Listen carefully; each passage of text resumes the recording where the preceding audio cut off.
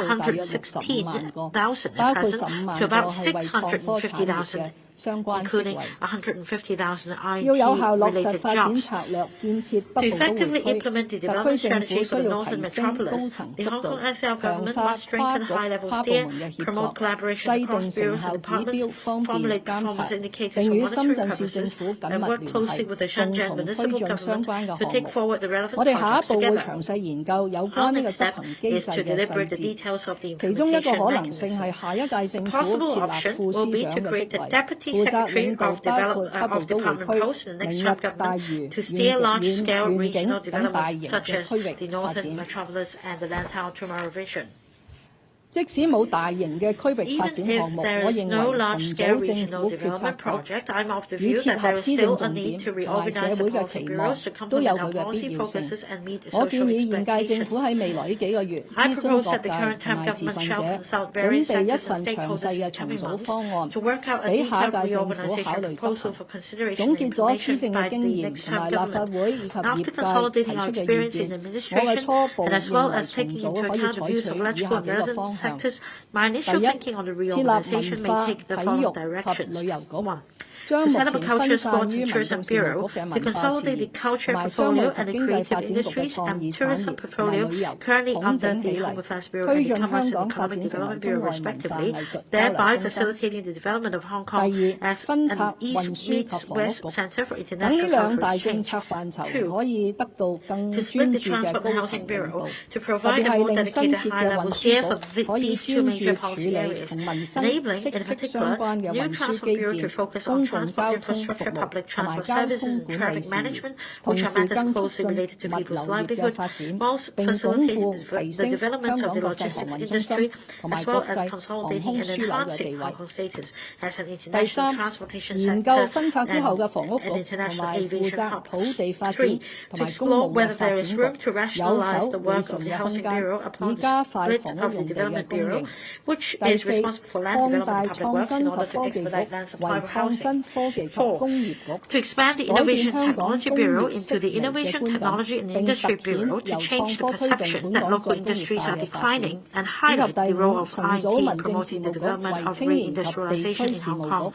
And 5. To reorganize the Home Affairs Bureau into the Youth and District Affairs Bureau to step up efforts to address district issues of daily concern to the public with a district-based approach and provide a one-stop platform for promoting and supporting youth development. The above views are only intended to stimulate further thought. I hope that the new term legislature may commence discussion on the reorganization of policy bureaus immediately upon its formation. In the next few months, I and all secretaries of departments and directors of bureaus will exchange views with stakeholders on this matter and formulate detailed proposals. Having put in place an enhanced government structure for more effective governance, what we also need is a professional and highly efficient government team consisting of people devoted and loyal to the country and Hong Kong, adept at policy making as well as execution, and driven by a strong sense of responsibility and commitment to serving the people of Hong Kong with assiduity. I've served for 3 terms of the government as Director of Bureau, Chief Secretary for Administration, and now the Chief Executive. I fully recognize and have actually come across the difficulties in attracting talents to join this hot kitchen. I hope that with an improved electoral system, more patriots who love Hong Kong, who have the aspiration, ability and commitment will be able to accept the challenge and join the governing team to make contributions to Hong Kong and the country. In addition, directors, civil servants, including permanent secretaries and heads of departments which are at the core and highest echelons of the civil service, also play a critical role in the effective implementation of policies. I've asked the Secretary for the Civil Service to review the existing selection and appointment mechanism for the senior levels of civil service in the coming months in accordance with the principle of meritocracy, with a view to appointing the most visionary and competent officers to the most suitable positions. I would invite the Public Service Commission to participate in the related work. Concerning manpower deployment of the public sector, I've in recent years encouraged colleagues to play an advocacy role in certain specific areas. In this aspect, the work of creating dedicated commissioner posts with specific responsibilities, such as Commissioner for Heritage, Commissioner for Sports, and Commissioner for the Development of Guangdong, Hong Kong, Macau, Greater Bay Area is bearing fruit. The dedicated commissioner posts serve to highlight the importance of government attaches the relevant policy areas. Also, the undesirable situation of fragmentation of responsibilities or that people have nowhere to turn to for assistance could be avoided. I've suggested to directors of bureaus that they make greater use of commissioner posts to take forward the relevant work. The post of Commissioner for Children, for example, should be conducive to helping the Labour and Welfare Bureau promote child protection, whereas the Commissioner for Harbourfront should facilitate the beautification of the Harbourfront by the Development Bureau, both within and outside the government.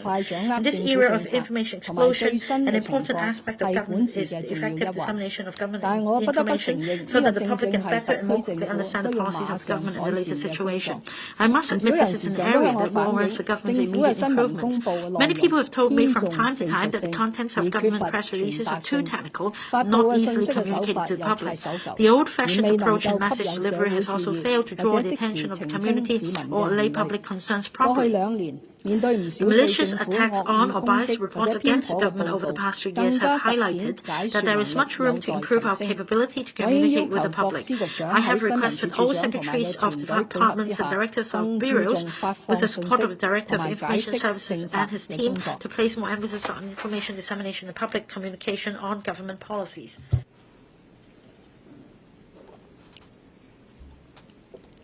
跟住講講經濟嘅發展。今年施政報告嘅經濟篇章開宗明義以融入國家發展大局為題，表明香港發展同國家發展息息相關。香港只要用好中央支持特區嘅政策，發揮獨特優勢，將可為經濟注入源源不絕嘅動力。香港嘅發展被譽為係一個經濟嘅奇蹟。從一個小漁港蛻變成為今日嘅國際金融、貿易、航運中心，香港經濟經歷咗一次又一次嘅轉型，但係無論係回歸前或者係回歸後，都係同國家發展密不可分。呢啲轉型依靠嘅係外在形勢嘅客觀變化、內地嘅政策引導、市場主導，同埋香港企業家為一份觸覺敏鋭、靈活應變嘅拼搏精神。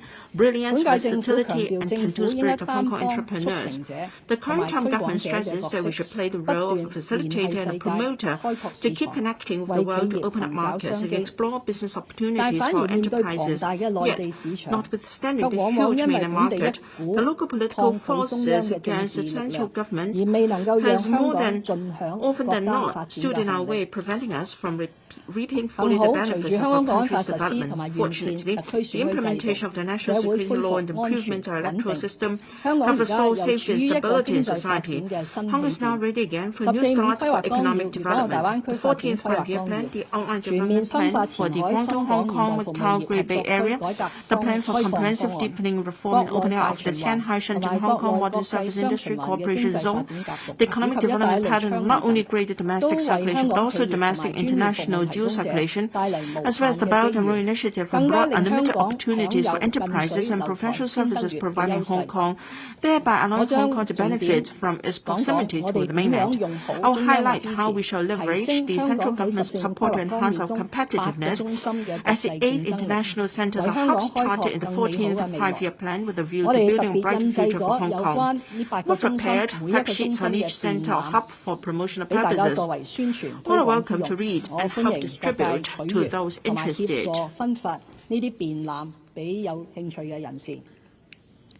The financial services industry is an important pillar of our economy and the most internationalized industry of all. Despite unprecedented challenges in the past 2 years, our financial system has remained stable and business has been vibrant. Evidently, the mainland's sustained economic growth and further opening up and reform its financial sector have provided strong support for the development of our financial services industry. Capitalizing on our advantages under one country, two systems, Hong Kong's role as a bridge for international investors to access the mainland market and for mainland funds to reach out to the international markets will be all the more significant.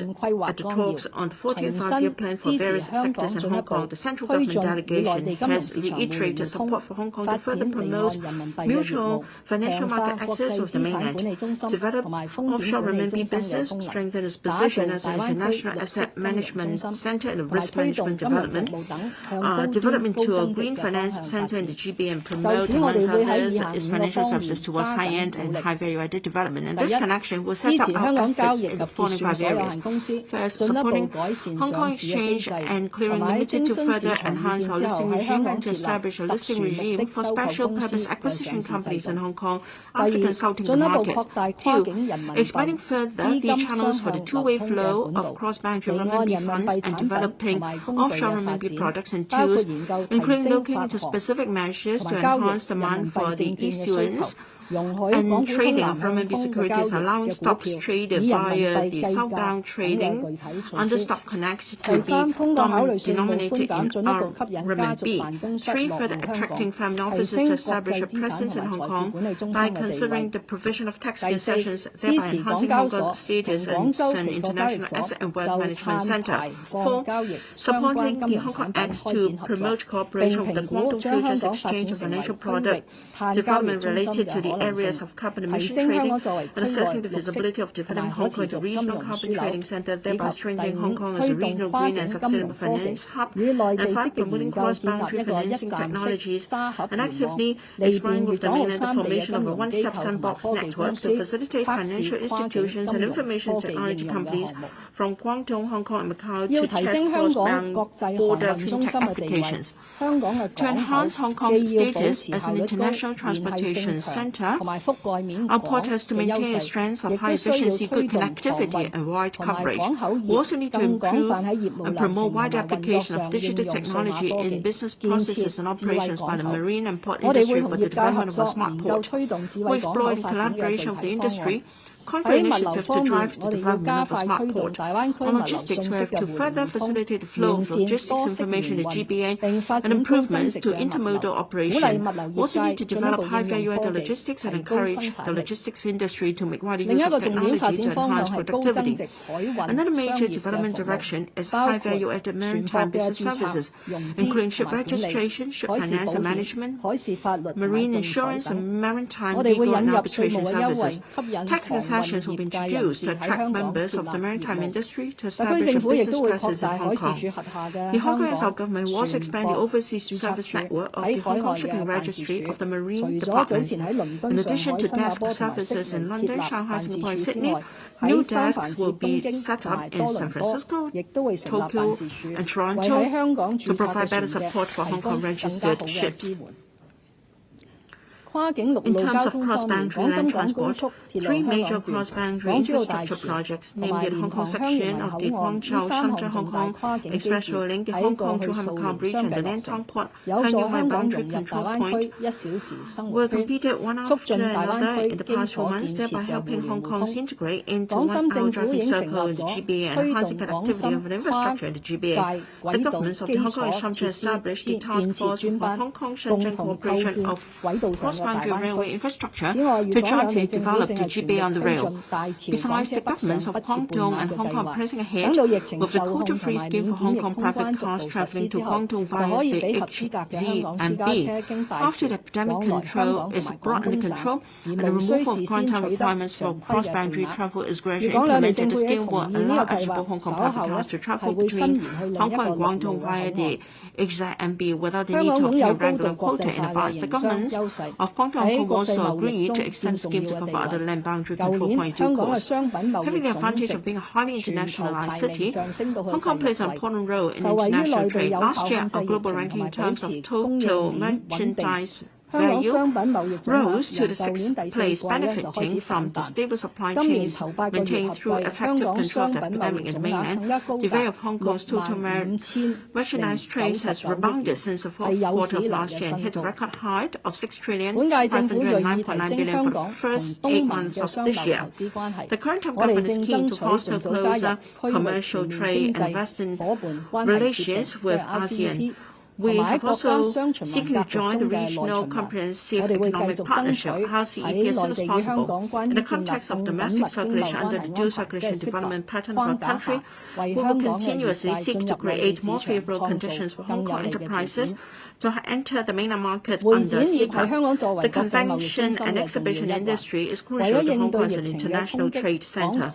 To cope with the impact of the pandemic, the government is implementing the convention and exhibition industry subsidized scheme with a commitment of over $1 billion to provide impetus for the CNE industry. The government will further extend the validity of the scheme to the end of next year and will enhance its implementation details to provide timely and more targeted assistance to the industry. In the long run, the government will continue to expand CNE facilities, including redeveloping the sites of the 3 government towers in Wan Chai North and the Kwong Wan Fire Station into CNE facilities, hotel and Grade A offices, as well as expanding the Asia World Expo in order to consolidate and enhance Hong Kong's status as an international CNE hub.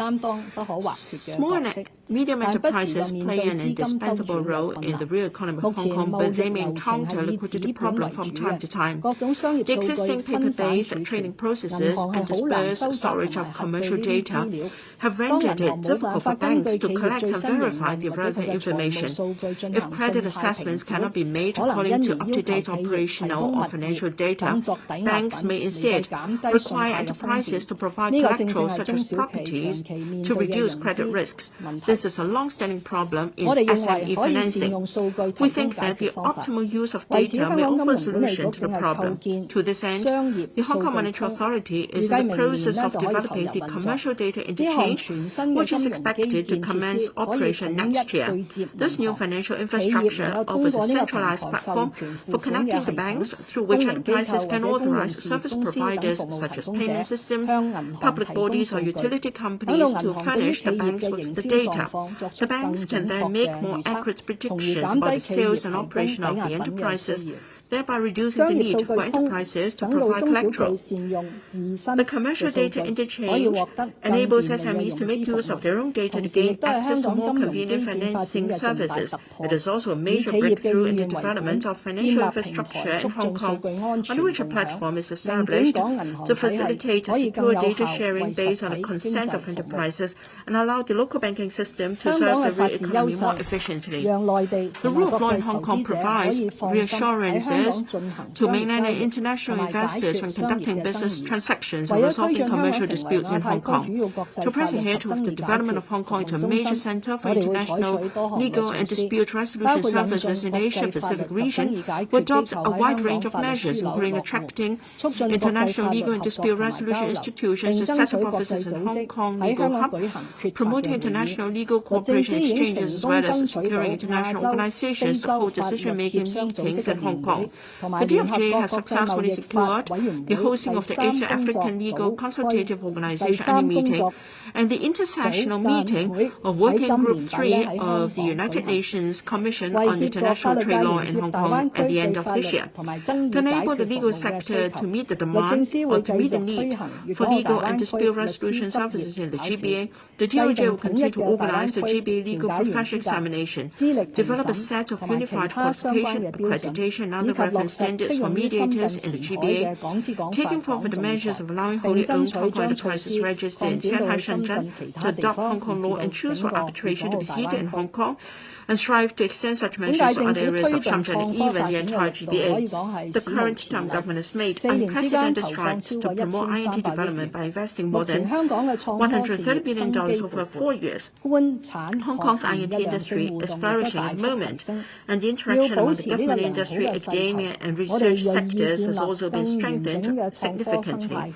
To sustain this good momentum, we're keen to develop more comprehensive INT ecosystem so as to enable reindustrialization to take root in Hong Kong and complement INT development in Shenzhen and the GBA, thus making INT a new impetus to the economy of Hong Kong and developing Hong Kong into an international INT hub as promulgated in the 14th Five-Year Plan. Next year marks the 20th anniversary of the Hong Kong Science and Technology Parks Corporation, the flagship INT institution in Hong Kong. The Science Park is now home to about 900 technology enterprises and startups in areas such as artificial intelligence, life and health, environmental technology, and 4 unicorns have been incubated therein so far. In the past 3 years, its tenants or incubatees have raised funds amounting to $33 billion. It is estimated that for every $1 invested by the HKSTPC, an external investment of $13 will be attracted. The Science Park expansion is being carried out in full swing so that more space can be provided for technology enterprises and startups. To prepare for future needs, I propose that the government should immediately explore expanding the Science Park's capacity. In this regard, the government will revive the Malaysia Reclamation Project, which together with the land to be vacated by the relocation of Sha Tin Sewage Treatment Works to Kensington, will provide total of 88 hectares of new lands. We propose that the newly provided land should be mainly for INT development rather than the originally suggested residential use, so as to strengthen the development of the Eastern Corridor with INT as a major economic function. We agree that opportunity should be taken to improve the public transport service connection of Pak Shek Kok and the Science Park. The government will invite the MTRCL to study the construction of a new science park, Pak Shek Kok Station of the Israel Line at the current site of the Hong Kong Education University Sports Centre at Pak Shek Kok, and its provisioning at a site near EduHK's main campus in line with the university's earlier request to facilitate limited use by students, the government also make the best use of the development potential of the station site and its adjoining land to provide more housing, parking spaces, shops, and public facilities for local residents. I've asked the Development Bureau, the THB, and the EDB to work in collaboration with the MTRCL and the actual Hong Kong to press ahead with the project. Cyberport is another landmark INT community in Hong Kong. Cyberport has accommodated a number of technology enterprises and incubated 5 unicorns, covering the areas of fintech, smart living, and digital entertainment. It is estimated that for every $1 invested by Cyberport, an external investment of $13 will be attracted. Over the past 3 years, the startups in Cyberport have also attracted investment of over $12.5 billion. The Cyberport 5 project, which increased the gross floor area of Cyberport by more than 40% within 4 years, has commenced. In the long run, the proposed upgrading of the Hong Shou Kiu Ha Chun as the anti-North Modern Services Center under the Northern Metropolis Development Strategy will be expanded to include Lau Fau Shan. Consideration may be given to the building of landmark INT facilities with a scale comparable to Cyberport at the location facing Shanghai on the other side of the Shenzhen Bay. We are studying ways to expedite the construction of HSITP in the loop. Furthermore, the work related to One Zone Two Parks in the Shenzhen Hong Kong INT Cooperation Zone is making good progress. In the long run, under the development strategy, the HSITP and the areas around Lok Ma Chau Santin will be consolidated from the Santin Technopole, where land for INT-ready use is estimated to amount to about 240 hectares. This, together with the Shenzhen INT zone, will form the Shenzhen Hong Kong INT Cooperation Zone of approximately 540 hectares, combining the strengths of both Hong Kong and Shenzhen to pull local and non-local talents, and becoming an essential propeller for the development of an international INT hub in the GBA. Our strong research capabilities have all along been well recognized, both nationally and internationally. To date, Hong Kong has 16 state-key laboratories, 6 Hong Kong branches of Chinese National Engineering Research Centers, and 22 joint laboratories with the Chinese Academy of Sciences. In recent years, the central government has made available quite a number of national research and development projects and funding schemes to researchers in Hong Kong. Hong Kong is blessed with a wealth of talents, with 5 world top 100 universities and many scholars and experts, winning top international and national research awards. To consolidate Hong Kong's leading position in basic research, I have accepted in principle the proposals of Hong Kong U and CUHK to provide the 2 universities with land for research use, including reserving a 4-hectare site currently zoned Greenbelt and Park for land for Hong Kong U to construct facilities for deep technology research, as well as supporting CUHK to use the 2.5-hectare site in the vicinity of CUHK Medical Center, mainly zoned to government institution or community, to build research facility and expand the medical center, and at the same time improving existing public transport interchange and parking facilities at the university station of the Israel Line. We also supported Hong Kong Polytechnic U in exploring the site of its Hong Kong Bay campus, which is currently used for self-financing post-secondary education for academic and research development. The government will continue to promote reindustrialization with a 5-pronged approach, namely infrastructure and talents, capital, technology and research, so as to make our industrial value chain more complete and our economy more diversified. The Advanced Manufacturing Center at Zhang Guanhong Industrial Estate and the Microelectronics Center at Yunnan Industrial Estate will be completed in the middle of next year and in 2023 respectively. The good industrial response to these facilities indicates that many enterprises share the view that high-valuated and technology-intensive manufacturing processes and production lines can be set up in Hong Kong. In view of this, I've invited HKS TPC to start planning for the construction of the second advanced manufacturing center. Hong Kong has a solid foundation to develop into a global research collaboration hub. As a flagship project, the InnoHK research clusters have already attracted world-class universities and research institutes to collaborate with the local universities to set up 28 research laboratories. During my recent visit to some of these laboratories, I was impressed by the passion and perseverance of the research teams in pursuing technological breakthroughs and innovative business opportunities. I strongly believe these laboratories and talents can help Hong Kong scale new heights in IT development and further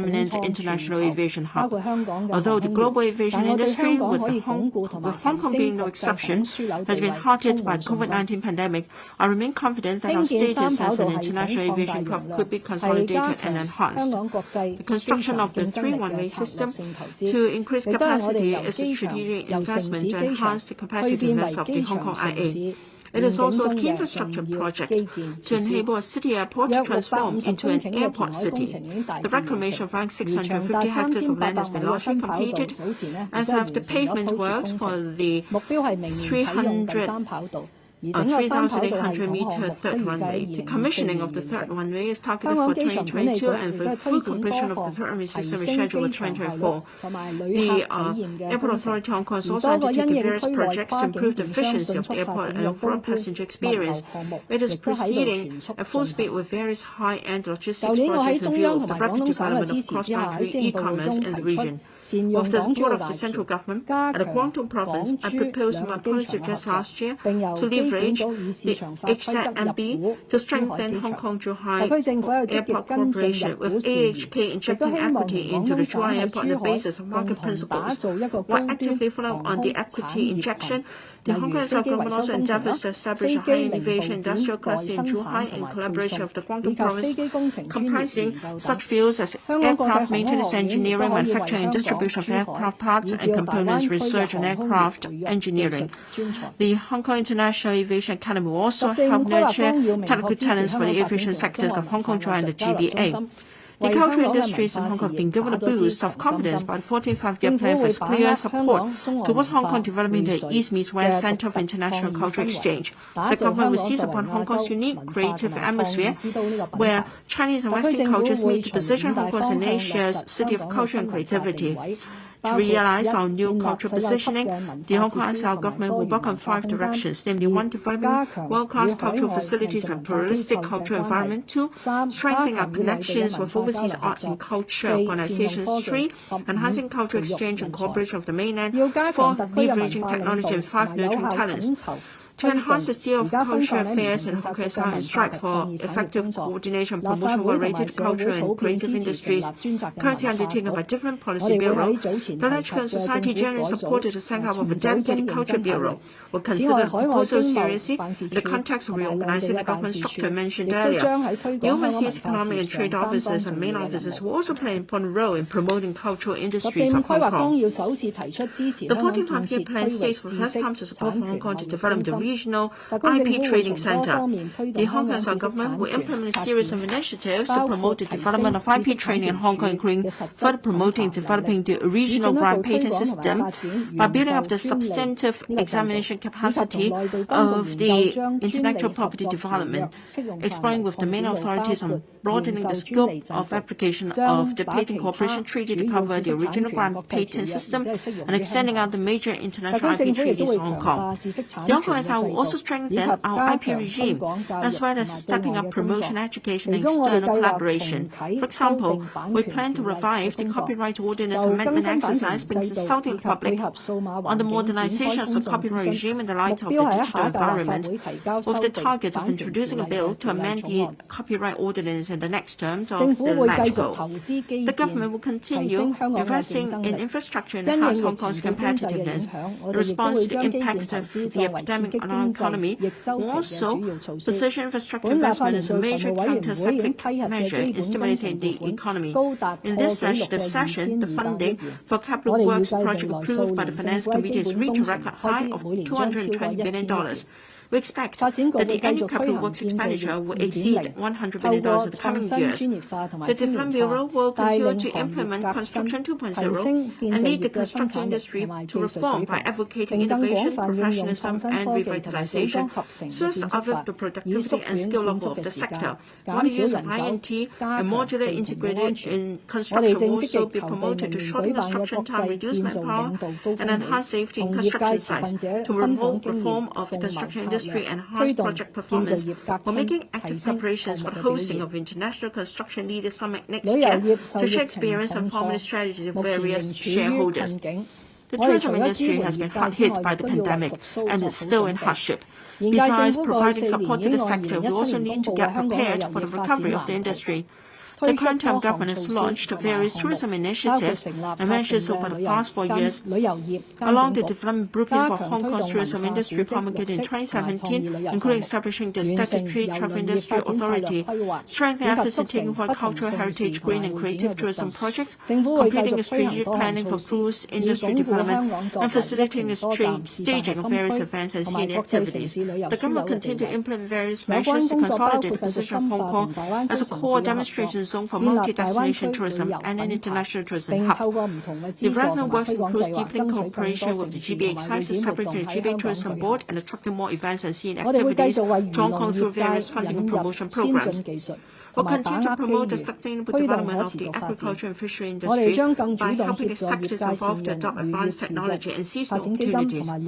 We'll be more proactive in helping the industry to make good use of the Sustainable Fisheries Development Fund and the Sustainable Agricultural Development Fund. The construction of Phase 1 of the Agricultural Park in Kutong South, which is going to be completed by phases starting from the end of this year, will facilitate modernization of farm management. The AFCD is actively promoting smart greenhouse technology and assisting the industry in improving efficiency, making good use of production space through the development of precise and automated hydroponic production technology. On fisheries front, the use of modern deep-sea mariculture is a global trend. AFCD will continue to perform the role of facilitator in taking forward development in this aspect.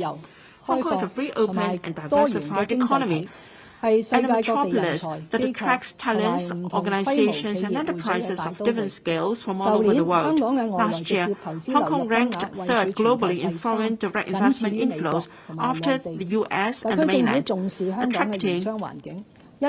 attaching great importance to the business environment of Hong Kong. The Hong Kong's government has been maintaining communication with local and foreign chambers of commerce and addressing their concerns. The national security law has been promulgated and implemented for a period of time. According to our observations, the initial concerns of foreign businesses have notably subsided and are now most concerned about the restrictions on cross-border travel.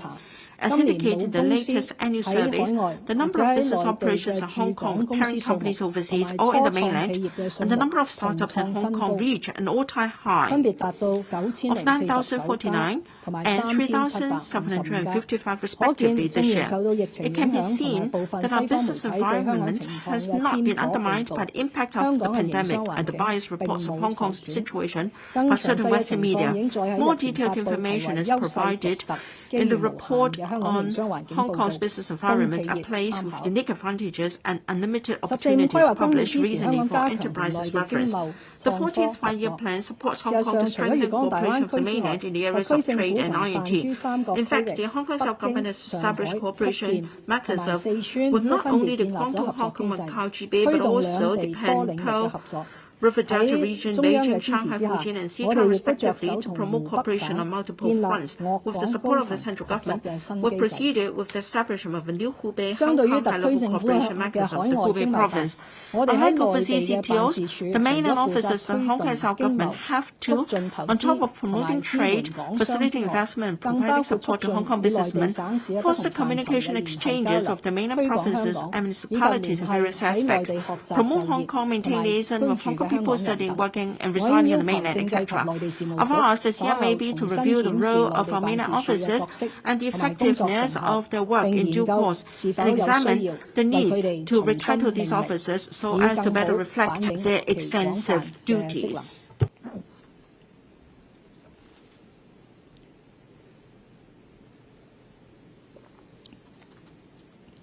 跟住係講講房屋同埋土地。